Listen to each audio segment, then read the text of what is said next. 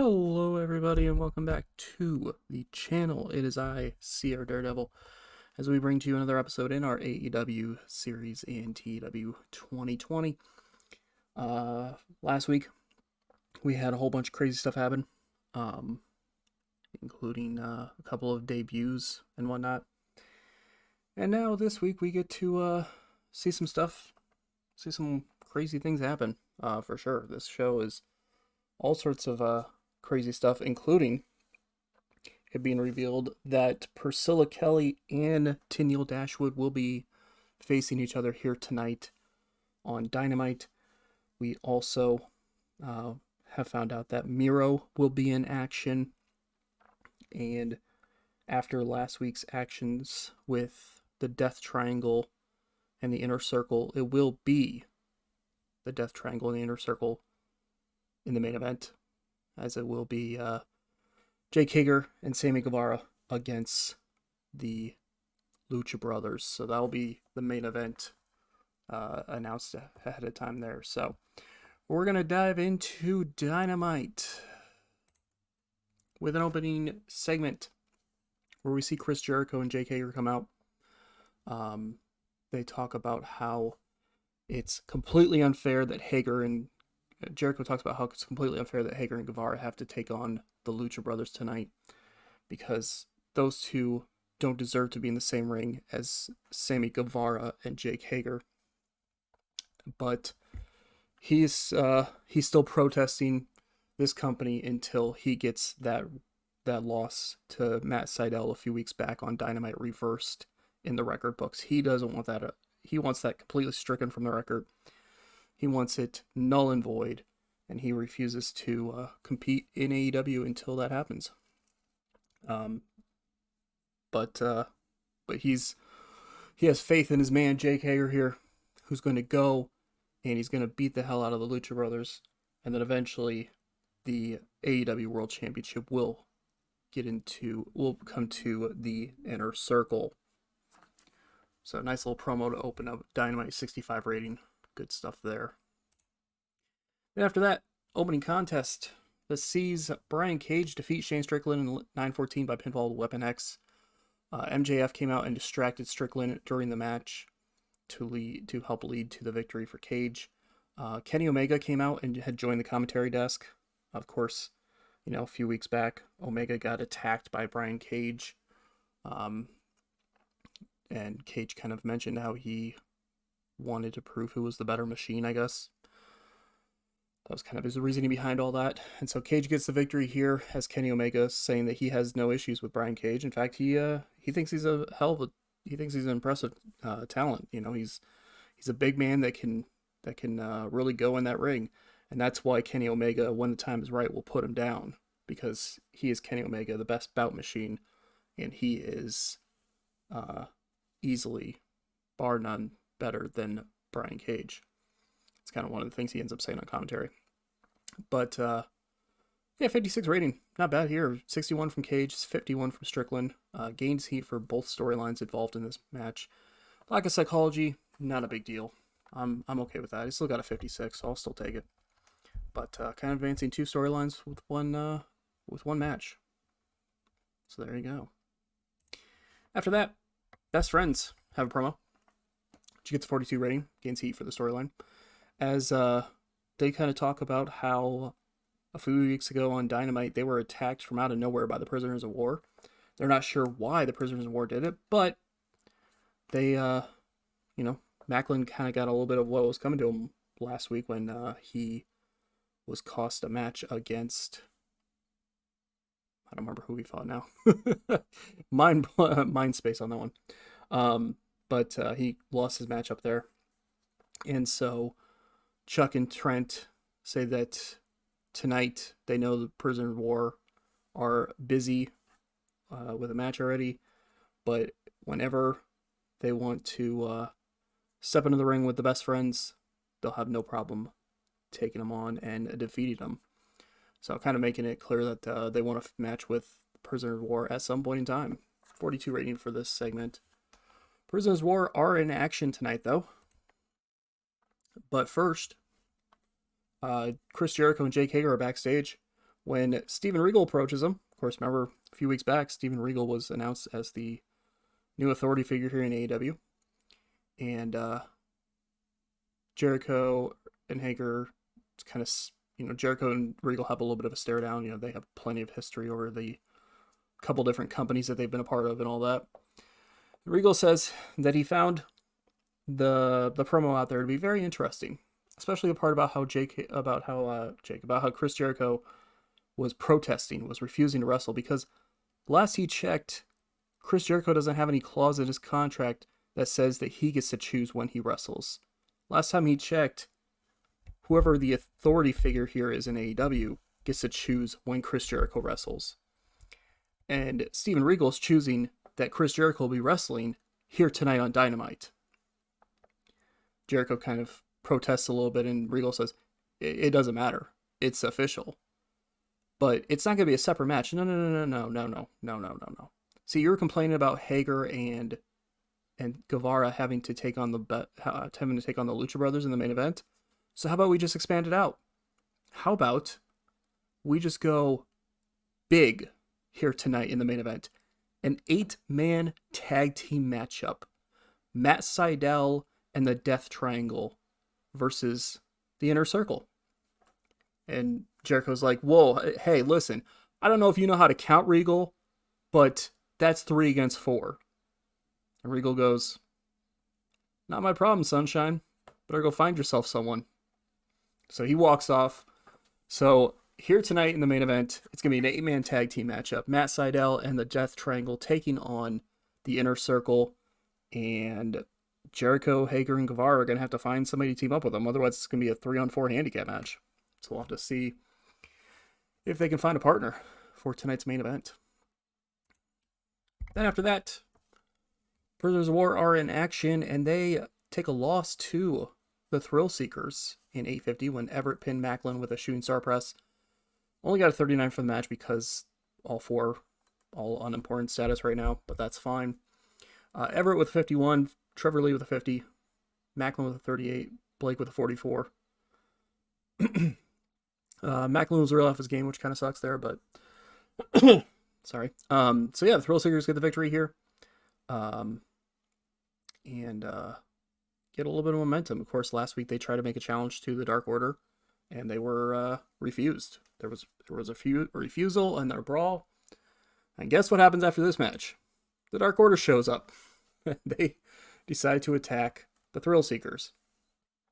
But this time around, it gets stopped by our authority figure, Steven Regal, who comes out from the back and he says, I wasn't planning on getting involved too much here tonight, but I'm going to put a stop to this right here, right now.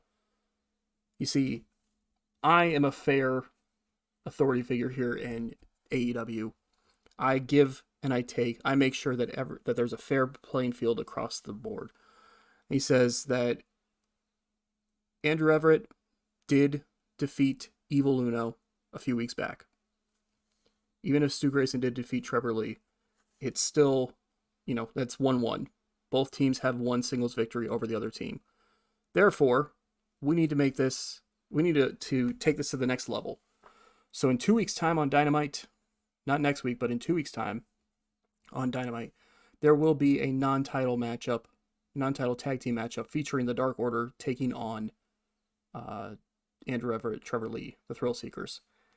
And if the Thrill Seekers win that tag team matchup, then they will get a shot at the AEW World Tag Team titles in the near future. So there you go. The Thrill Seekers are getting their shot in 2 weeks' time to try to earn themselves a tag team title match. They just have to do it against the tag team champions who, for the most part have been pretty dominant here in AEW so far. So we'll have to see how that ends up working out for them. Then after that, we get a promo from Adam Cole and Jay Lethal to a 58 rating. Adam Cole says that he only came out last week. 2 weeks ago? 2 weeks ago. I'm trying to remember all the different TEW series I have going on. I'm trying to remember everything that's going on with everything. He only came out during that Jay Lethal and Jay Lethal and Cody Rhodes match because he wanted to make sure that Cody was shown the same kind of disrespect that Cody showed Adam Cole all those years ago. He wanted to show him that level of disrespect. And he says he also wanted to help out his buddy Jay Lethal. These two, they go back. They spent time together in ROH. They know each other pretty well. They go back.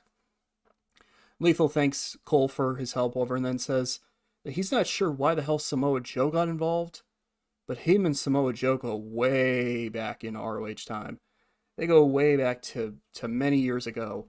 And if Joe wants a piece of Jay Lethal, then all he had to do is ask for a piece. And Jay Lethal will take it to him. So they kind of hype up, two singles things going on there. Is it seems like we are kind of starting a little bit of a story between Lethal and Joe. But it'll be kind of interesting to see as they're kind of hyping up the different separate singles feuds. But spoiler alert, it's going to lead to a tag match before that. But anyway, 58 rating for that promo. Not too bad. Then after that, we have Alexis Kaufman come to the ring. And she says that she was attacked. The last time everybody saw her, she was attacked by Britt Baker, left laid out in the back area. She is tired of this constant back and forth with Britt Baker. She wants to go and take on other people around here. She wants to go and get rid of this dentist once and for all. So she wants Baker to show up right here and now. Baker's music plays. No sign of Dr. Britt Baker anywhere. Kaufman's looking around, trying to figure out where she is, when the usual tale of heel comes from behind and attacks happens as Britt Baker comes through the crowd and attacks Alexis Kaufman from behind. But this time it seemed like Kaufman was kind of prepared and ready for it, because Kaufman is able to actually fight back against Baker and actually send her out of the ring as security officials come running down to try to keep the two from having a big old brawl again. Kaufman then grabs the mic again and says that she hopes that Baker got that little bit of a taste there, that little bit of a taste for a fight, because next week on Dynamite, they are going to have their fight.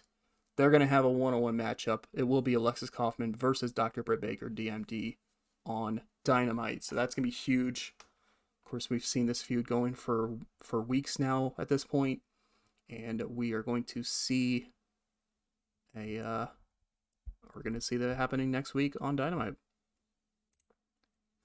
Then after that, 42 rated matchup as we see Angelico defeat a member of SCU, Christopher Daniels, in 9:19 by submission with a Cruciata Inverta. I'm not even sure. I probably butchered that, and I apologize. But 42 rating for the match, a little iffy, but all right. Angelico with 51, Daniels with 34, Kazarian, who jumped Angelico recently, was at the commentary desk and was talking about how Angelico doesn't deserve to be in the ring with somebody like the future Frankie Kazarian. Obviously expressing disappointment that Daniels tapped out to Angelico, but says that result won't happen when Angelico and Kazarian meet in the ring one-on-one. And when commentary kind of asks when that's going to happen, Kazarian says, I don't have to answer anything. I don't have to tell you guys anything. He storms off. So at some point in time, we'll see Kaz and Angelico one-on-one, but as of right now, Angelico gets some momentum by defeating one of the SCU members, Christopher Daniels. Then after that, this only got 43, which is kind of rough, but that's all right. We have separate interviews. It's one of those like segments where it goes for a few minutes and it's kind of like it hops back and forth between one interview and one promo and the other promo kind of thing, where the Young Bucks and the Private Party are kind of talking about how, they had that match that went to a draw because they were brawling with each other on the outside. They continue having this brawl with each other, and they say that they should make sure that next time that they meet in the ring order, that there's no brawling involved, that there's no double disqualification involved or anything like that, because they want to make sure that one of these two teams are declared winner. And so they're kind of alluding to the idea, without it being official, they're kind of alluding to the idea of having some sort of, like no disqualification matchup or something like that in the near future. 43 rating, not bad. They didn't gain heat, but that's all right. Then after that, Tenille Dashwood comes out for her match with Priscilla Kelly. Kelly then comes out and says that she is excited to be finally competing against Tino Dashwood here tonight on Dynamite. It's so exciting because Dashwood's about to hurt. She's about to suffer because tonight, this matchup is not a 1-1 matchup. No. This is a matchup with Tennille Dashwood versus Priscilla Kelly and her new-found friend. And then the music of Amazing Kong plays, and out comes Kong from the back. So it is a handicap matchup here tonight. Tennille Dashwood versus Priscilla Kelly and Amazing Kong. 41 rating for this segment here. The match itself gets a 53 rating as Kong and Kelly pick up the victory over Dashwood in 9:24 when Kong pinned Tennille Dashwood with an impact buster. Priscilla Kelly was a weak link, kind of to be expected. But gains heat for the storyline. Kelly and Kong showed excellent chemistry teaming together. That's kind of the reason why this storyline started going this way. I did a pre-show match, I think last week's Dynamite, and did just a random tag match. I was just throwing 4 women randomly in a match, whatever. And it turned out that that's when I found out that Kong and Kelly had like excellent chemistry teaming together. I'm like, oh, well, that's fitting. So this is going to be kind of the direction the storyline's heading now, is that Tennille Dashwood's not going to be able to face Priscilla Kelly one-on-one at the moment because she's going to have to deal with Amazing Kong being there kind of in her corner, I guess, so to speak. So 53 rating for the match here, though, as Kong and Kelly get the victory over Dashwood. Obviously, Dashwood, putting up a fight in the loss, and obviously had a justified reason as to suffering the loss because she had to deal with 2 people instead of 1, including, and really technically, if 3 people instead of 1, because Amazing Kong is basically 2 people in 1. I mean, she's as powerful and just destructive as 2 people wrapped up into 1. So, but Dashwood tried to put up the best fight she could, but at the end of the day, Priscilla Kelly and Amazing Kong get the victory. Then after that, Andrew Ocampo performed poorly in the segment. We get an interview with Miro, with Andrew Ocampo getting ready to interview Miro, but Miro just puts a finger to his lips, just like the like shh kind of thing, and then that's when you hear, I can't say the word exactly, but you hear the words that the woman formerly known as Lana used to say at the start of all of her introductions back in the WWE. And out from the back comes CJ Perry, the wife of Miro. She is here in AEW, and she is managing Miro once again here in this company. She says she is the one who steps in there and immediately drops the whole foreign accent thing and says that if anybody is going to interview her man, they're going to have to talk to her. And so Ocampo asks why Miro targeted Austin Creed last week on Dynamite, and she says because Miro has chosen his target.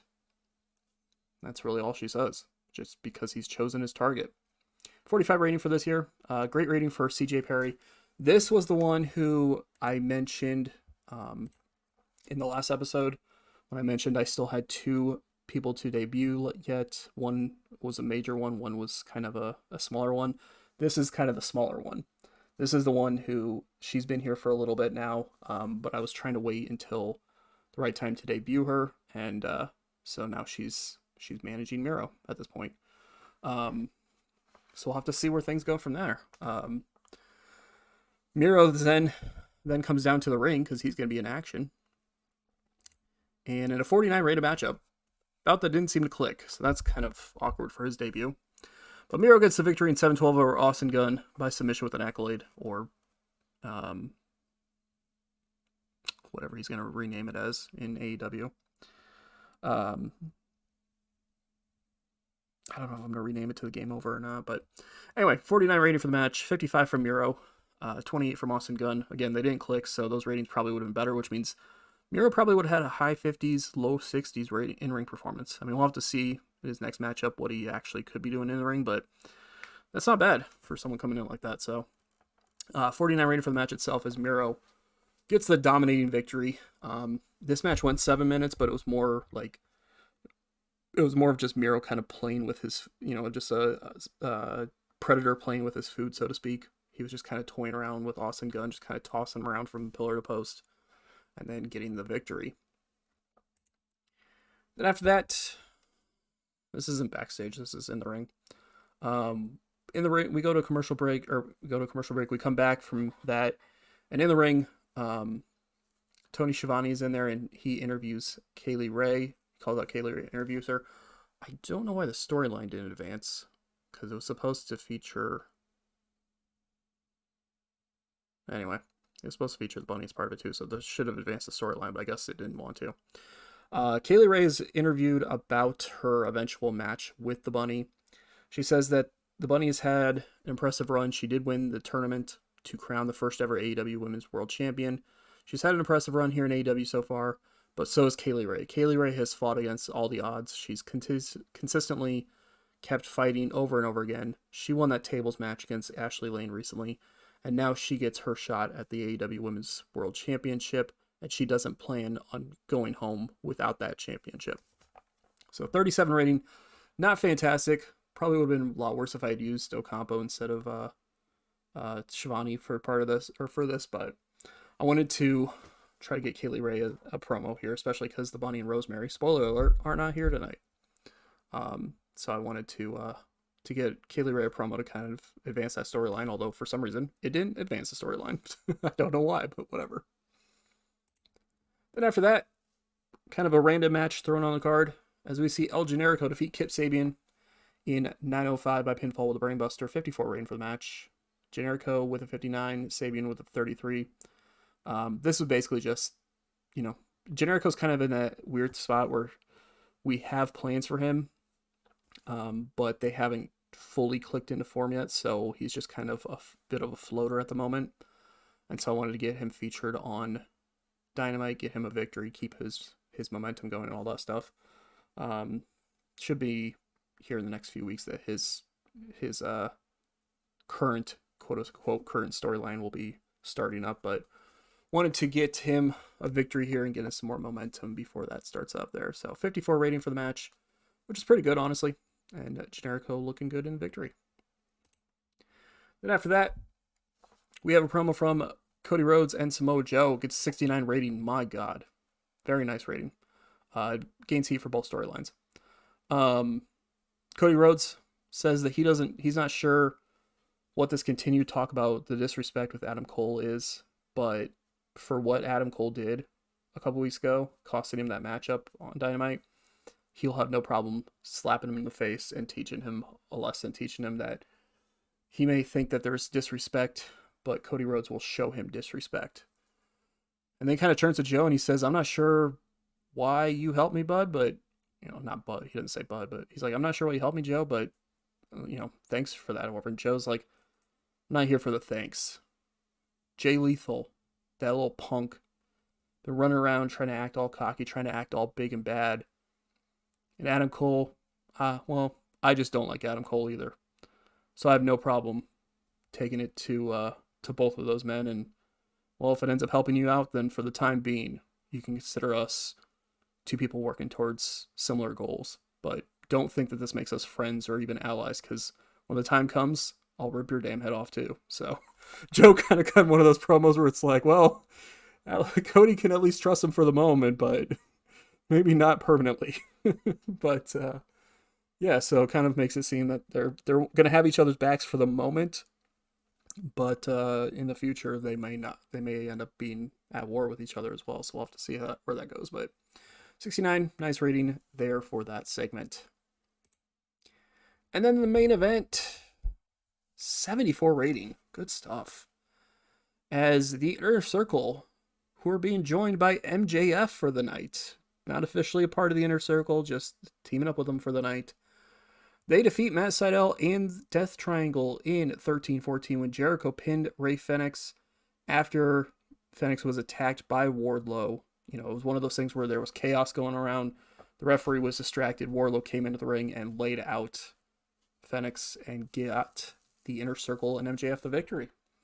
74 rating, 38 from MJF, 64 from Jericho, 39 from Guevara, who was really off his game, 60 from Hager, 82 from Pac, who was head and shoulders above everyone else, 61 from Fenix, 71 from Penta, and 72 from Seidel. So, better in-ring performing team is the one that takes the loss in this match. But storyline-wise, it makes sense because now the Inner Circle can brag about the fact that they have a victory over them. And at the same time, Jericho got the victory, but he didn't pin Seidel or Pac. So it kind of helps continue that story going on there. So, and it gets MJF kind of a chance to shine early on in his AEW career by getting to team up with the Inner Circle in the main event. So there's that for him. And that's going to put an end to the show. It's more of just, Dynamite just kind of comes to an end with the Inner Circle. And the Inner Circle and MJF just kind of raising their hands up in victory. Dynamite gets 68 rating. Increased popularity in 47 regions. I will gladly take that. Gladly take that rating. Cannot go wrong with that at all. Very good stuff there for AEW this week. Including that very strong main event there. Again, okay, so right now, as I'm recording this, it could change by the time I go to record next week's episode. But as I'm sitting here right now recording this episode, I don't have plans in mind for MJF to join the Inner Circle. This was more of just I needed a heel that would work out well with the Inner Circle to team up with them on this night. I thought about putting Jesse Goddard's in it. It was between Jesse Goddard's, MJF, and Marty Martinez. Martinez seemed a little kind of weird to have in that role to team up with the Inner Circle. And Goddard's I'm going a bit of a different direction with, so I figured, give MJF a big rub by being able to work in the main event here. Potentially get his popularity up. Get his popularity boosted really big time there. Because it's kind of hard to do the Strickland and MJF storyline without them, without like one of them being a distraction or promos or whatever. Like I can't really do like too many matches with them because they're both unimportant right now. So like if I go to do that one-on-one match, it's going to be penalized overall in the show, which, isn't a bad thing if I put in like the middle of the card, but as it stands right now, it's kind of harder to put it there. So, but who wins the ratings for the night? Show rating wise, which is what we're going by, it is us by 1 point. As Dynamite gets 68, NXT got a 67. Main evented by Drake Wirtz and D.A. Brewer defeating EC3 and Tommaso Ciampa. And it also featured Cassius Ohno and Johnny Gargano retaining the NXT tag team titles as well. So pretty good show from them, but it wasn't quite on par with AEW. Lucha Underground's taping got a 58 rating, main evented by Austin Aries defeating Mil Muertes and Stu Bennett to retain the Lucha Underground Championship. So there's that. But yeah, nice little thing there. Jim Duggan's retiring, so sorry I can't bring in Jim Duggan. There's that apparently. I don't think there was really. Yeah, there's not really anything else that I need to like make note of for this episode. As you saw there, a lot of crazy stuff happening. Next week on Dynamite, we'll have, kind of the fallout of this episode, just kind of see what happened, what happens next and all that. And, we'll also have Alexis Kaufman and Dr. Britt Baker DMD one-on-one. And then 2 weeks time, for sure announced, we will have the Thrill Seekers versus the Dark Order with, the stipulation that if the Thrill Seekers get the victory, they get a shot at the tag team titles in the near future. So we'll have to see how that plays out. But thank you all for watching. Definitely appreciate it. Hopefully you guys are continuing to enjoy this series, and we will catch you in the next video.